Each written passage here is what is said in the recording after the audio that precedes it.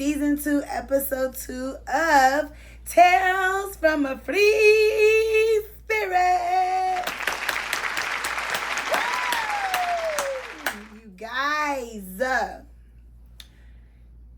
this has been a very busy week. It's been so much going on. We have so much to get into for this episode. I'm so excited. So for all of you that know or may not know, we had the celebration of life for my 𝙲'𝚃. When I tell you we partied, my cousin Darnell, I've been at his house for like the last, 4 or 5 days. I was over there the whole time. When I tell you we kicked it, like, I miss him so much. He's my big cousin. And we just had a ball. He's my aunt's son. So went over there and it just felt good to be around family. It was Darnell, his wife Stephanie, my new favorite cousin-in-law, and Melva, Cardell, my brother Preston, his wife, my mom. We were just over there, but it was just everybody, my whole family, and it just felt really good to be over there with Darnell and to hear him laugh and just reminisce and just, we went through, he has all the pictures of us when we were kids, so it just was nice to go through all those pictures and reminisce and just be filled with such love and nostalgia. And he watched the episode of 𝙲'𝚃 and he approves. Hey, cousin. But yeah, so it just felt really good. The whole celebration itself turned out really nice and beautiful. I think TT would be very proud to see that we got it together for her. So that was nice. What else did I do? That was pretty much it. I was just around family for the most part. So it was nice. It felt good. My mom and my sister came up from Texas. They just left. Cardell and my niece came up from Florida. So yeah, it was just good to all of us be in Minnesota. I can't even tell you when the last time we've all been in this state at one time. It's been years. So it just felt good to be home with everybody. But yeah, so let's get this shit rolling because we got some things to talk about, okay? So we're gonna go ahead and start the key with a cocktail. Yeah, I've been drinking all weekend and I'm gonna still continue on drinking. Shay's drinking as well. So we're gonna be having, of course, some SoCo with orange juice. We got some things to key about, okay? And we can't key without a cocktail, honey.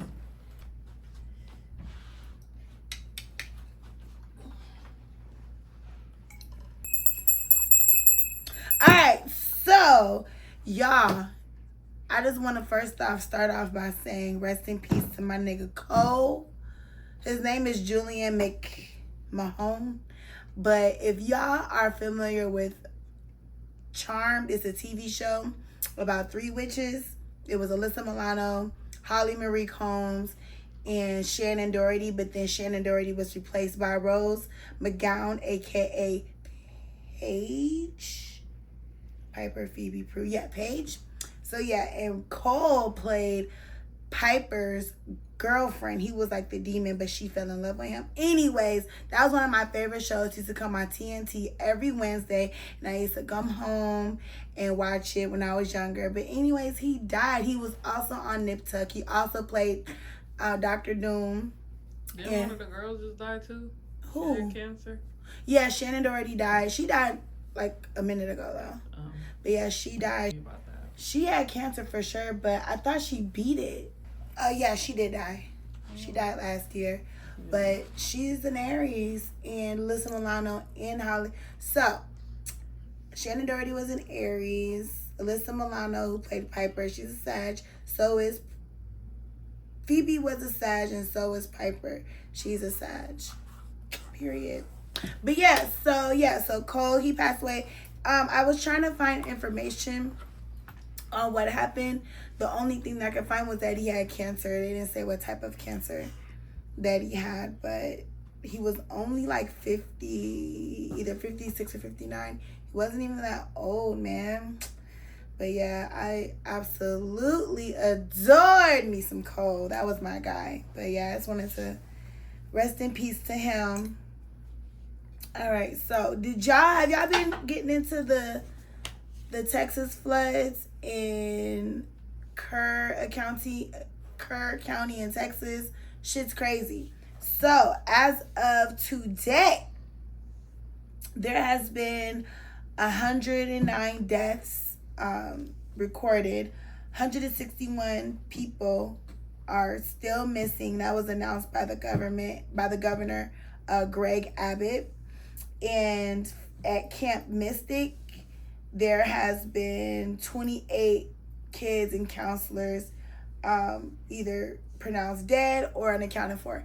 I put those together because every website that I went to was a different number when it came to the Camp Mystic kids or the Camp Mystic counselors and the kids. It was either 10 girls unaccounted for, one counselor died. Like, it was just different numbers, so I just grouped them. Either there's 28 of them either dead or unaccounted for. And yeah, this happened in the Kerr County of Central Texas. The reason, I guess, where it happened, it's known because it's like near the Gulf of Mexico. It's like the air in the way that it was raining, how it was like raining all slow and stuff, like that kind of caused the flooding. And yeah, it has a lot to do with where the county is located. It's very, very much prone to like catastrophic events, so that's crazy. But yeah, as of today, they're still searching for missing people, so we're gonna pray for all those families. And that's fucking sad. I swear to God, like, if y'all live in Texas, I would never fucking move like nowhere, Houston, nowhere near water. And yeah, because it's just, there's always something going on down there. Like, for me, I feel like the Dallas-Fort Worth area is the best place to live, because it's like, if we do get rain and all that, it's like we don't get the worst of it. We're getting like the end of it. Although there was a tornado in Arlington a few years ago, but it was a block from my house, so I was blessed. But I'm just saying, that was the only one that I've experienced that was really, really bad since I've been in Texas. But yeah, it's like, it's always something happening down there, but it's never really in the Dallas-Fort Worth area. There was a flood that happened a few years back, I think in like Irving, but I stayed in Dallas. In the Arlington area. So y'all just move to Arlington, y'all be fine. But yeah, so that's what's going on. Oh my God.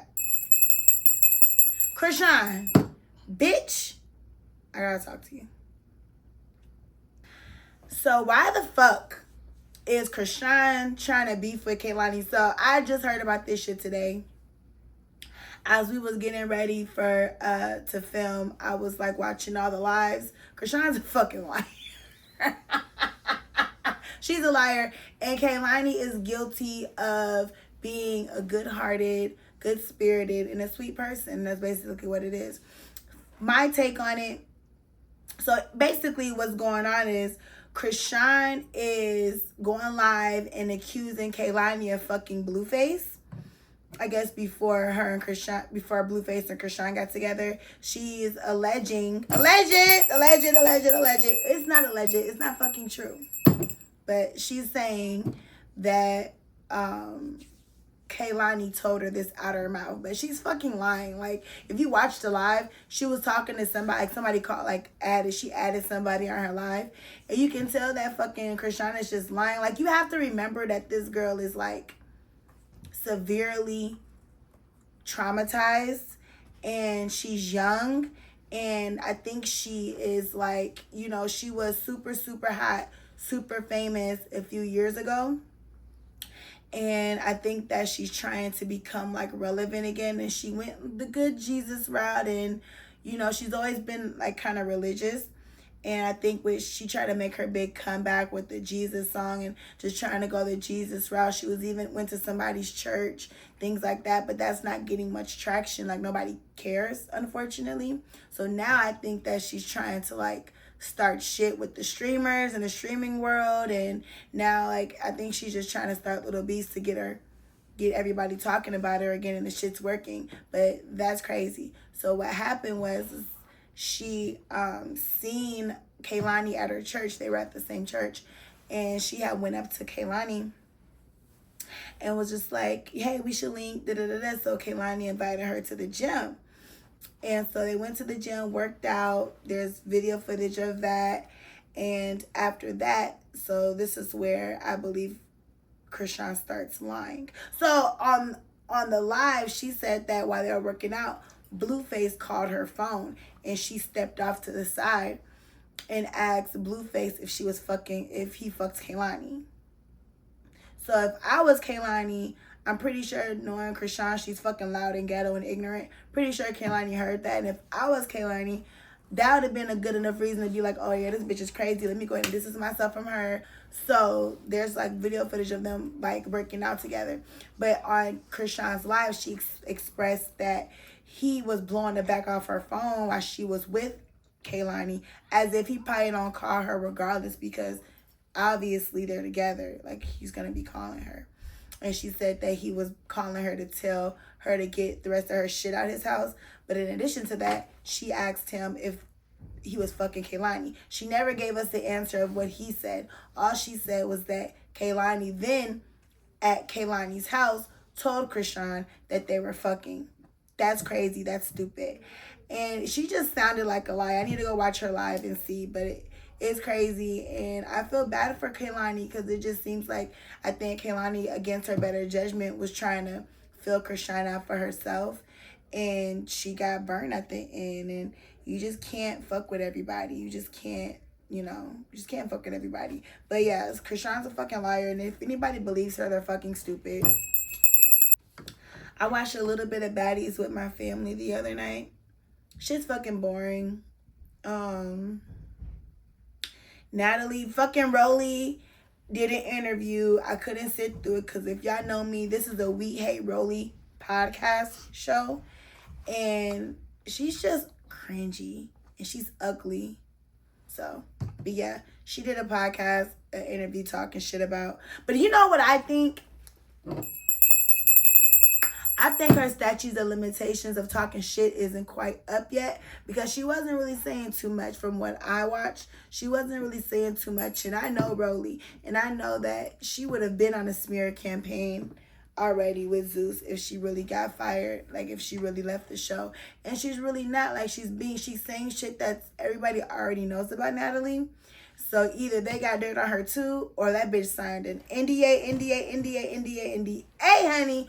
So you probably won't get no tea from Rolling for like another 10 or 15 years. On to my second favorite segment of the podcast, the books by Vera Lachey, Smoke and Mirrors. I hope y'all read y'all first 3 chapters, because bae, motherfucking bae, yeah. Okay, I just have to get this off. Yvonne, where was your mindset at? You was I did not know. Girl, when I tell you she opened up talking about sex, that motherfucking outside of that parking lot, do I need to read the damn shit? Hold on. I just want to read a little bit of this, and then we'll get to. But basically, the first 3 chapters was, so the book is about, so we were assigned to read the first 3 chapters. So right now we're at the part where, so there's 4 or 5 girls. So it's Janae, Vita, Monica. Janessa isn't introduced yet, is she? Well, they talk about her. They do, but okay, yeah, they do, because they talked about her relationship with.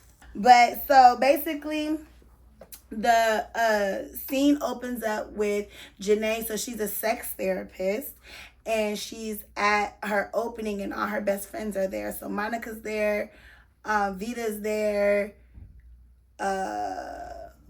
Lauren's there. So yeah, they're all there. One of them is missing. What was her name? Leah. Yeah, Leah's missing. But so they're all there. drinking, having a good time. They go to the rooftop and just have like a little after set with just them. And then we don't know exactly what it is, but it's some big secret that Lauren has been keeping from Monica. And whatever the secret is, Monica goes batshit crazy. And basically, Shay writes the fucking book to where we wake up and it's 4 months later. Because Lauren was in a fucking coma. So we don't know what happened on the rooftop. We don't know what the fuck Lauren told Monica. Janae and Vita, I don't even think they know. We don't know anything. Like, why did you do that? But it's okay. Trust me, y'all. I don't know. And I'm her fucking best friend. I'm just saying, we have to read it. I'm just going to read a little bit of it, you guys. I shook my head yes, turning to pull him in the house, closing the door behind us. I wanted him so bad I couldn't control how I was feeling or what I was doing. I sat my roses on the living room table, dropping my robe, pushing Deo down on the couch. He was so chill and laid back. He just went with the flow. I never had a problem initiating sex with any man. Because either way, I was going to get what I wanted. As I mounted him, taking off his shirt, our bodies didn't hesitate to get acquainted.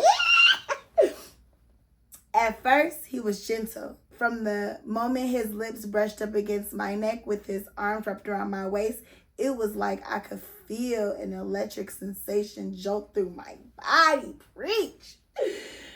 I wanted him to fuck me and to fuck me good. He squeezed and sucked on my boobs, biting me all over, all while rubbing my cat. Taste her, I moaned.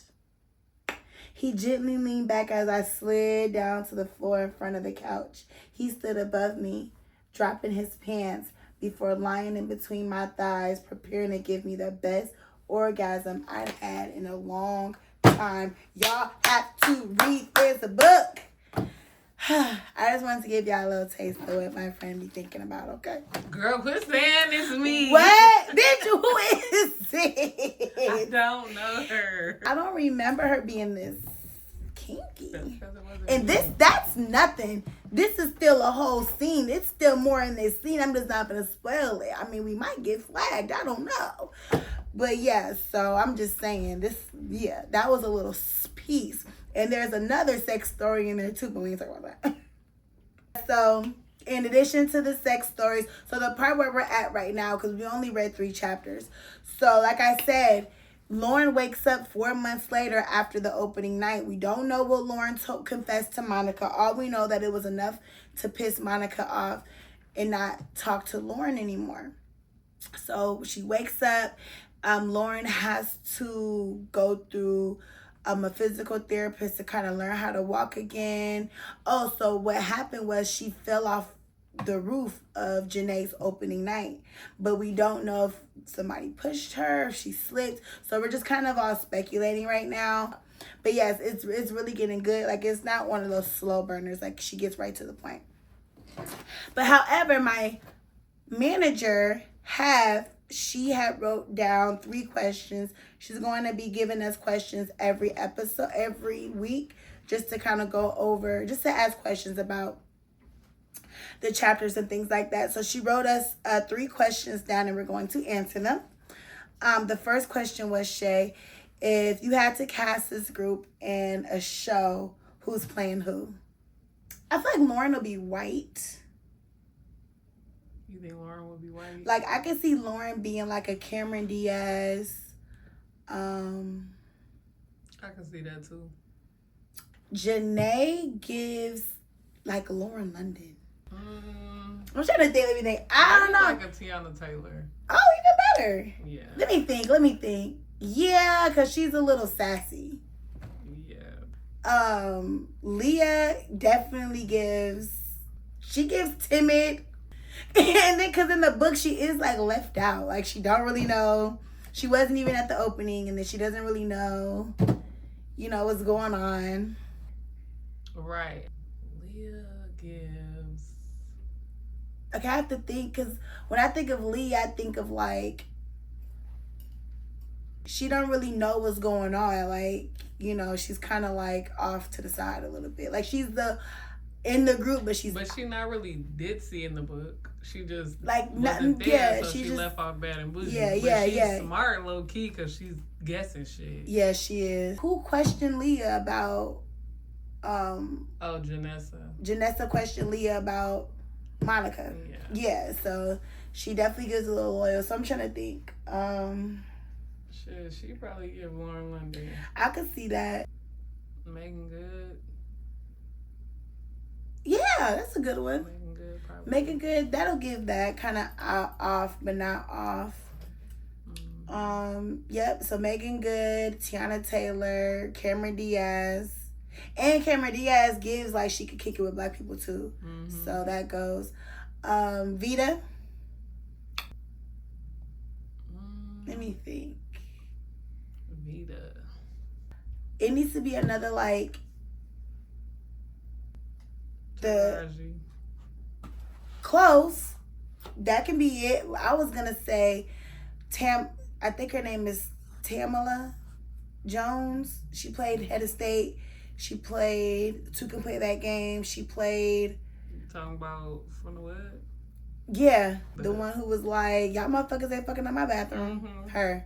Yeah. I could see that being Vita. And that's kind of like, that's on the same path as what you said. Taraji. Okay. That give. Yeah. Monica can give. Monica give like mean. I was gonna say Sanaa Lathan. She could be a bitch. Sanaa. Monica gives bitchy. For sure. I was gonna say Vivica. Nah, because Vivica's too cool. I think Sanaa or like Gabrielle Union, somebody that's like good at being a bitch, should play a Monica role. Because even though they're good at being bitches, they're still kind of likable. Not to me, but like their characters, like they still have friends. Vivica gives all the way cool. They give bitch, but they give soft. Monica give like hard. So you think Vivica? Not even Vivica no more. Though. Yeah. But you know who can probably play a bitch, even though she's like, but I'm just going off her facial expressions. The girl from The Woman in the Yard. Danielle. Think of all the scenes that she has to be like, fuck that bitch, y'all. I can see that. For Janessa, which is Lauren's sister, so Lauren's white, so Lauren could be. So Janessa has to be white too, I think, but like a cool ass white bitch. So it can be Jessica Biel, or it could be even that girl from Zack and Miri Make a Porno. I love her. Yeah, I would pick her over Jessica Biel. Yeah, because she get like that, and she's like funny. Janessa give a little like, light, you know? Light down. Yeah, so that's it. That's lit. Cool cast. That's lit. And who would Janae's nigga be? I think Antonio would be like a finer, like a mix between a Vin Diesel and a Brian, look wise, like from Fast and Furious, or like mix them two together. Cause they're not, because it'll be like their color will mix into like a Mexican color. Vin Diesel already a Mexican color. Yeah, so add a little bit of more white, make it a little bit more. I love them though. I love that movie. Fuck. Sorry.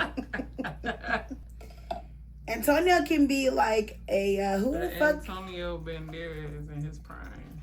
Who the fuck is that? I showed you him. Okay, what was something he played in? You don't know his movies. Zorro. Oh yeah. I just watched something with him in it with Nicole Kidman. Yeah. Yeah. The baby girl. Yeah. He old as hell in here though. That's why I played in his prime. But yeah, okay, yeah, somebody like that. That's like dark, but So, and that gives like whatever his queen wants, because Antonio worships the ground that Janae walks on, you know. Ooh, you know who would play Dale? I don't want him to play Dale.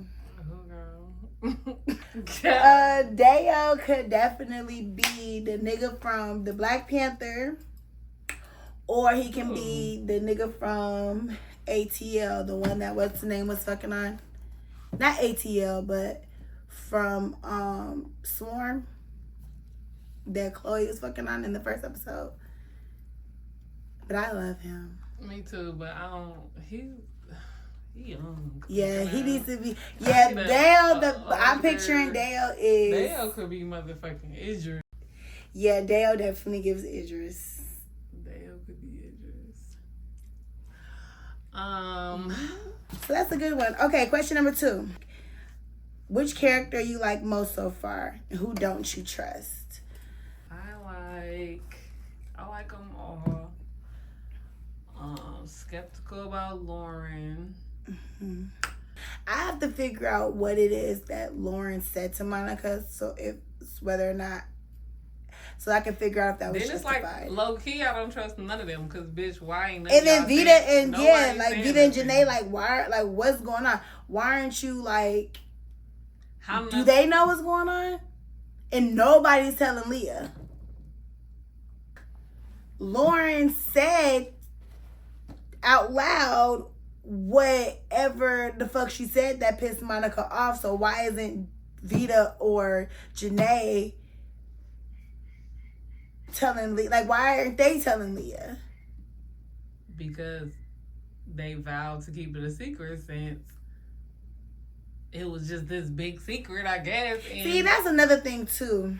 Then it's like they was like they're just gonna keep it a secret, whatever the big secret was. Like that's some real shit. Like okay, boom, we out but here. But not tell your other best friend. You wasn't there, bitch. Should have came with your pregnant ass. Like I get it, okay, but you didn't tell nobody till this moment. So this whatever stay here stays here. Yeah. And bitch, you didn't fell off the thing. So have you ever did that before? That. What? Like kept a secret out of your friend group? Yeah. Everybody don't need to know everything. Yeah. That's just that on that. Okay, so we don't trust Lauren.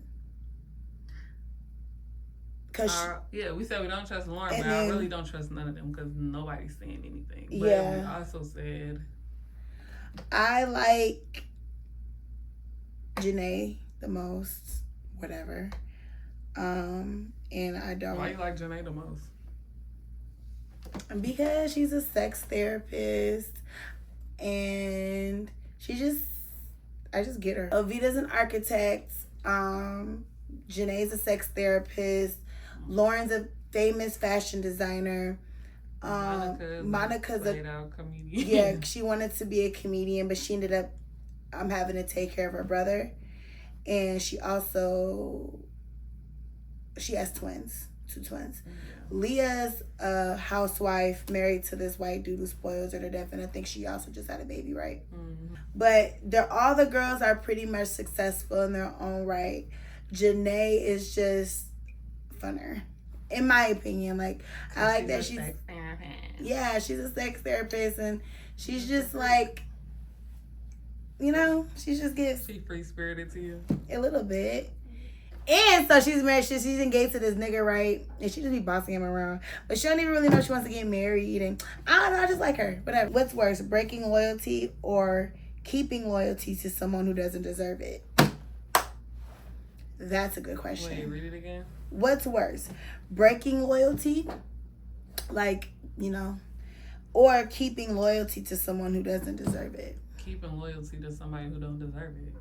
I feel like if I will never, at least intentionally, try to like do anything to break somebody's like trust. Like, exactly. I personally, Darnella Jean, wouldn't intentionally do that. I don't know if people and that's my feel like point. I have. Like everybody's human, everybody's gonna fuck up.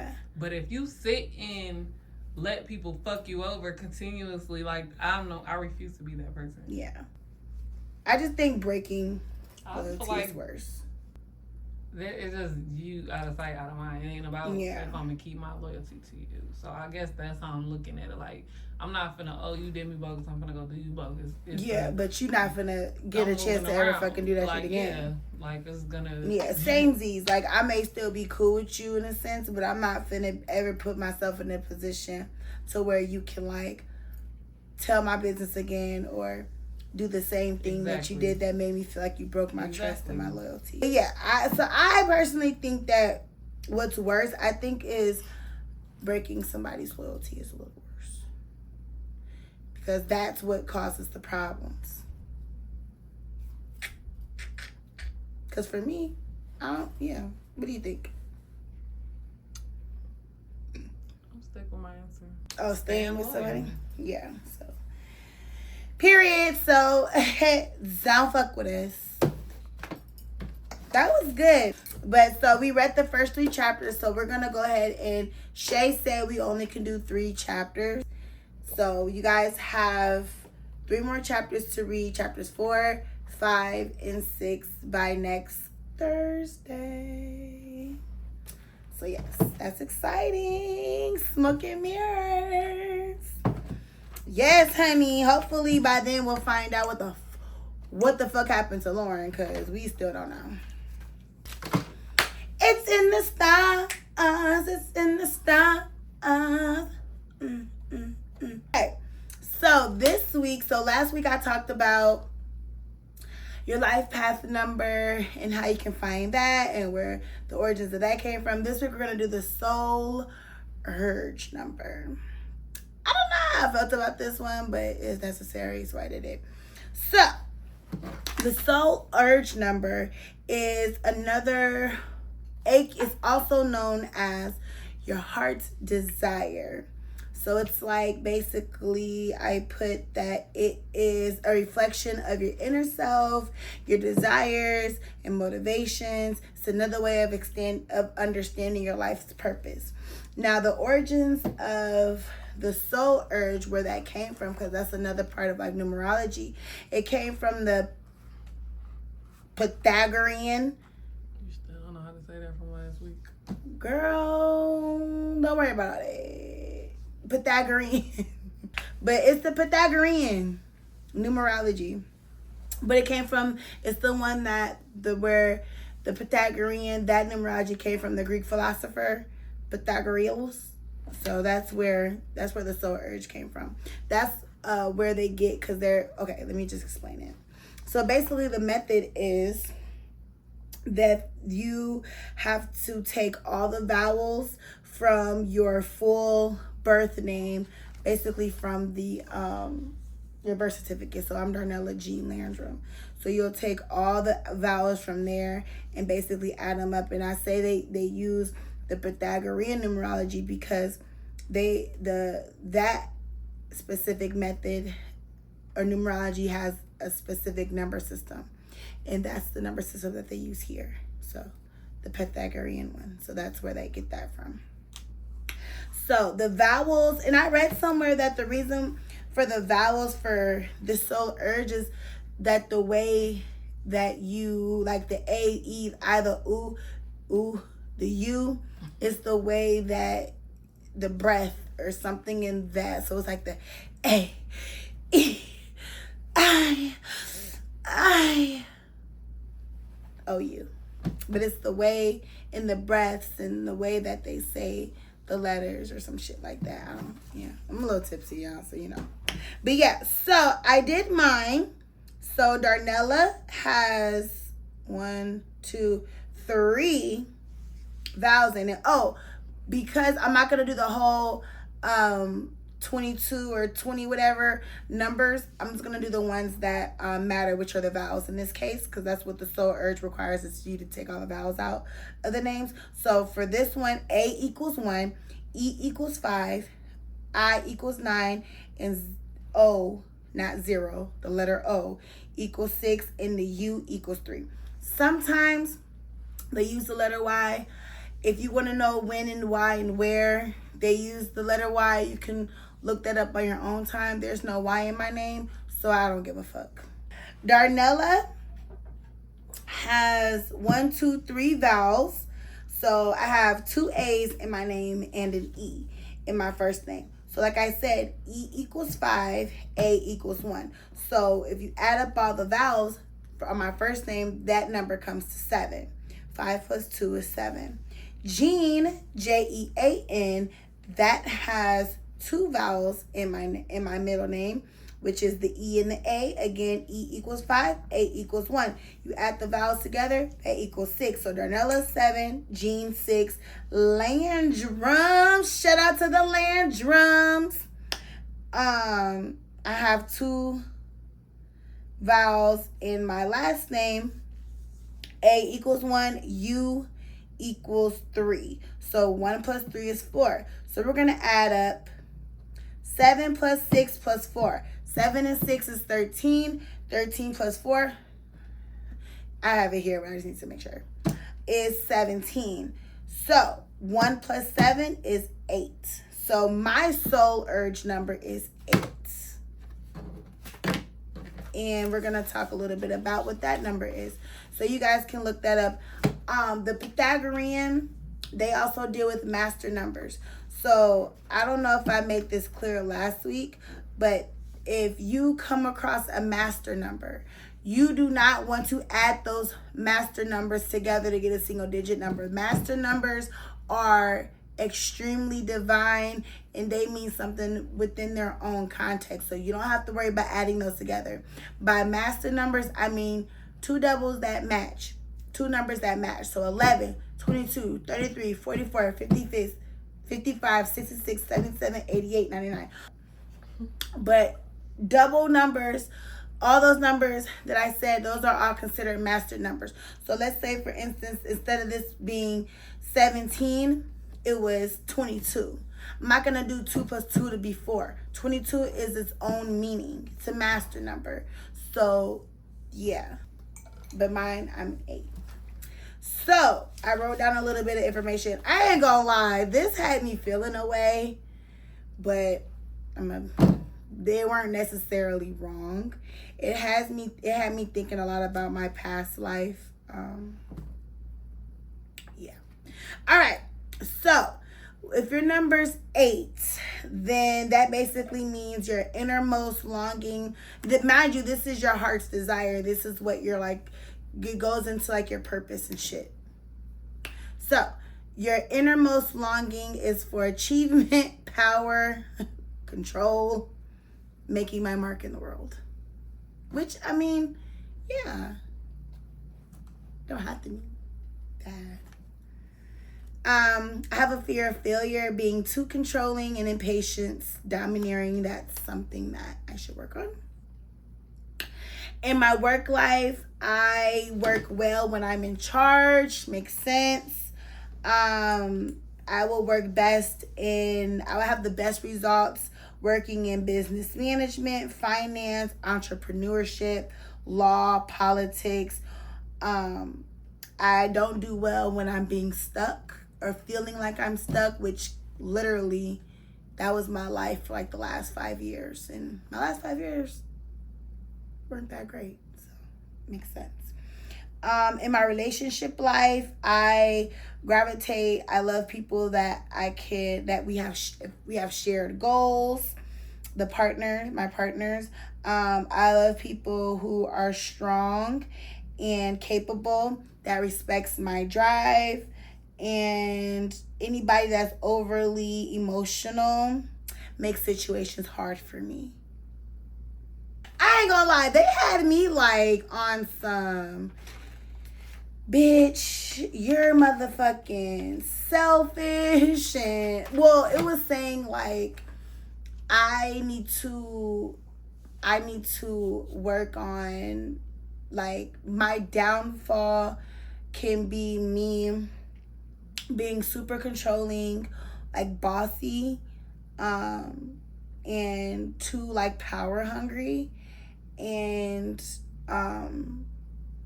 yeah, stuff like that. So personally, if you have 8 as your soul urge number, we have a lot of fucking work to do. Fuck this shit. I'm just playing. You can believe this bullshit. If you know me, you know. Do I come off as bossy? Yes. When y'all motherfuckers be asking me for help and shit, do I come off as bossy? You're bossing us right now. Do I come off as bossy? But I mean, it's cool. It's cool. You want to boss the numbers around this bitch? Girl, because who the fuck is an 8, nigga? So, because I didn't really care for mine felt a little negative. We did Shay's. She's a 2, so we're going to read a little bit about hers before we move on to the next phase of this podcast. And that signifies a person who is sensitive, empathetic, and relationship-oriented. They are often peacemakers and excel in collaborative environments. They are naturally tuned to the emotions of others and value harmony and cooperation. That's talking about me. Individuals with this life path are highly attuned to the feelings and needs of others, making them excellent listeners and caregivers. Relationship focus. They thrive in partnerships and close relationships, seeking harmony and balance in their interactions. I guess we do balance each other out. Peacemaker. See, I have to be crazy. What? I have to be crazy to balance us out. See? That's what you got from that? A little bit. It's all I can take from it. I'm so sorry.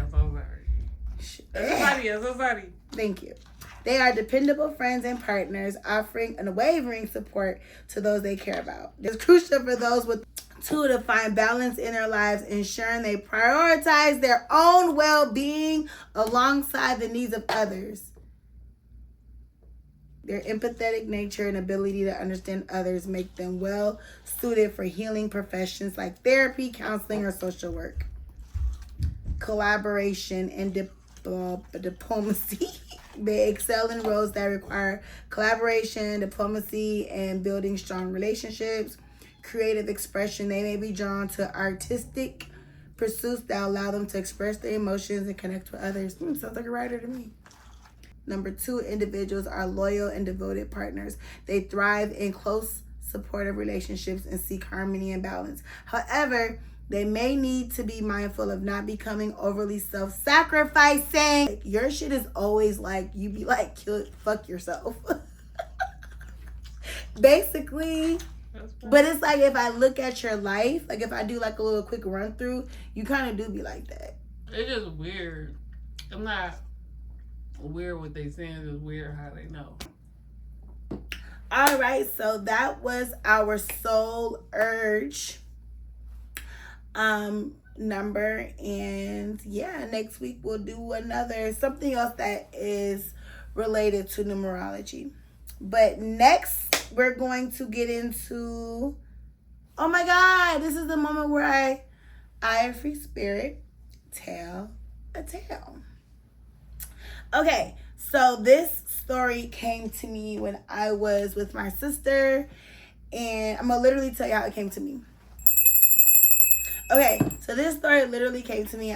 We were riding past downtown, and I don't know if you're familiar, but there's a really tall building, like during like the skyway, the view of downtown Minneapolis, and I pointed to one of them.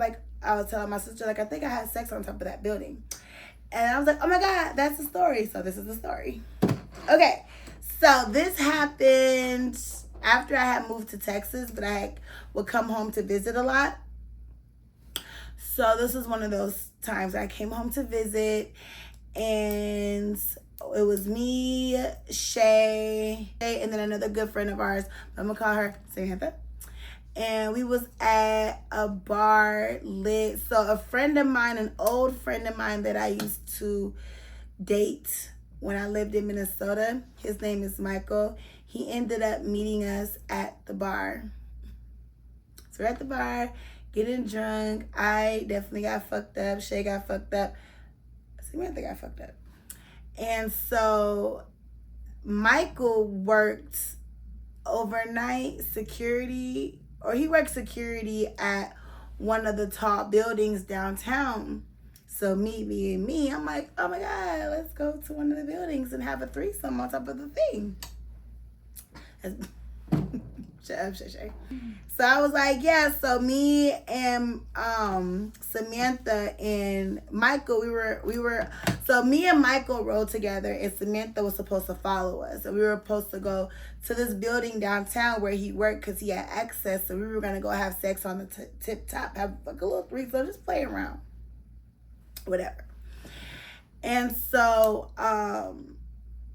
yeah, so we get there and we ride all the way to the top. Now, I knew we were high up because my ears were popping. Like, we were far, far up. So we get to the rooftop and we started doing the nasty. Samantha was taking too long. So Samantha, because she was calling, but we had already made it to the top and she was taking so long. So Michael and I started doing the nasty, and it was the most prettiest view. Like, I think they had just barely finished the stadium or something downtown that they rebuilt. But it was fucking beautiful. We was like, when I say how we was high up, way at the top, it was far up there. So we had sex on top of the roof, and then we went down to like maybe the 40th, 42nd, 45th floor. It was some conference room and there was windows all around it, and we did it on top of the conference table, like on the 45th floor. That was cool too. We didn't like record it, but it's recorded. But yeah, so that was it. And then Samantha, she didn't make, like, she was supposed to come. It was calling, but when we went to the top, to the rooftop, that was a done deal. I'm like, oh, she should have, like, I don't know why she didn't follow us. I don't know what happened. But I did feel bad because she was blowing it back off my phone. But I was just like, vagina was getting filled. Do you hear me? But yes, that was so that's pretty much it. We had sex on top of the building. And then we had sex again, like on the 45th floor, on top of the conference table. And honestly, if I'm gonna just keep it a G, I didn't even have an orgasm. It was more so just for like the story for me to tell you guys this 10, 7, 8, 5 years later. Because yeah, the sex wasn't even that great. He did have a really big dick though. Like, he had a really big dick, but it wasn't just like, I'm coming. No. It wasn't all of that. It was more so for the experience. I've had a way better penis than that, Michael. But hey, the experience was fun. Shout out to you. Not too much on him. Because Rich was off him too. Shay, shut up. NDA. But yeah, that was it. That was that. That was it. That's me. Almost having a threesome. Walking on top of a tall building on downtown Minneapolis with a Michael and his big dick. But yeah, that was cool. And Shay, where the fuck were you at? Edit. Unfortunately, I don't have a threesome story for you guys. That one's yet to happen. But one day. But yeah, so, okay, that's basically that story. Before we go, we're almost done with this episode. I had a really, really good time. Like, this was fun. But before we go, there's a quote that I would like to, it was two that I would like to read with you guys that has been resonating with me. Excuse me. Really throughout, since, I'll say honestly, since I've been in Texas or Minnesota. So this really has been resonating with me. Half of it's been resonating with me since March. The other half has been resonating with me for a while, for a couple of weeks now. But yeah, so I'm going to read them to you, and I may or may not give you an explanation. I don't know. But the first quote is blood doesn't make you family. Loyalty does.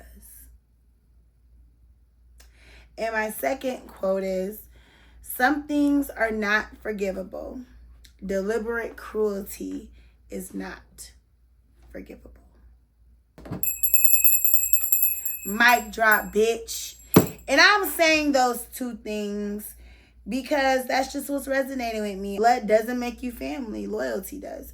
There's people that I feel like have been more loyal to me than people in my family. Take from it what you will like to, but that's just what is on my heart, what's on my spirit. And that's just how I feel. Some things are just not forgivable in life. And I think I do agree. Deliberate cruelty is something that's not forgivable. So that is it. That is all. It is time to go. This episode was so much fun recording. I don't know if it's because Shay and I did a lot more talking, but this episode was a fucking vibe. Or I don't know, it's because I ain't seen her ass since 1,000 years, so it just felt good to be around her. But either way, we had a ball. Thank you guys so much for following us and subscribing to our channel. Please don't forget reading. We're reading chapters 4 through 6.